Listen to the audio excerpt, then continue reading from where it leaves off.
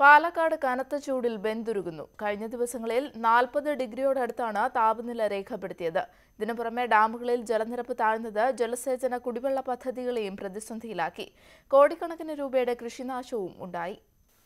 39 degree Celsius താപനിലയാണ് കഴിഞ്ഞ 3 ദിവസങ്ങളിലായി പാലക്കാട് രേഖപ്പെടുത്തിയത്. കനത്ത ചൂടിൽ വെന്തുരുകുമ്പോൾ കുടിക്കാനും കൃഷി ചെയ്യാനുമുള്ള വെള്ളത്തിനായി നെട്ടോട്ടമോടുകയാണ് കാർഷിക ജില്ലയായ പാലക്കാട്. മലമ്പുഴ ഉൾപ്പെടെയുള്ള ഡാമുകളിലെല്ലാം ജലനിരപ്പ് കഴിഞ്ഞ വർഷത്തേക്കാൾ കുറവാണ്. പുഴകളിലും തോടുകളിലുമെല്ലാം നീരൊഴുക്ക് നിലച്ചു. കടുത്ത ആശങ്കയിലാണ് നാട്ടുകാർ.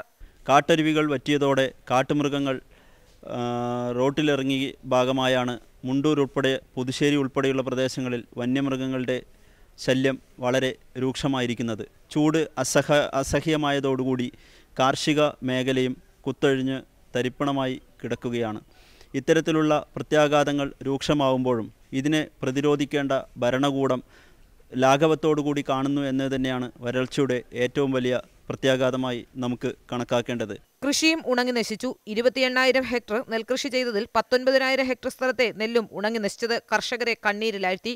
ഇതുവരെ 47 കോടി രൂപയുടെ നാശനഷ്ടമാണ് ജില്ലയിൽ ഉണ്ടായിട്ടുള്ളതെന്ന് കൃഷിവകുപ്പ് വ്യക്തമാക്കുന്നു. അതിൽ 25 കോടിയും നെൽകൃഷിയുടേതാണ്. വാഴ, പച്ചക്കറി എന്നിവയും ഉണങ്ങി. മഴ കനഞ്ഞില്ലെങ്കിൽ ഇരട്ടി ദുരന്തമായിരിക്കും കർഷകർക്ക് നേരിടേണ്ടി വരിക. ന്യൂസ് 18 പാലക്കാട്.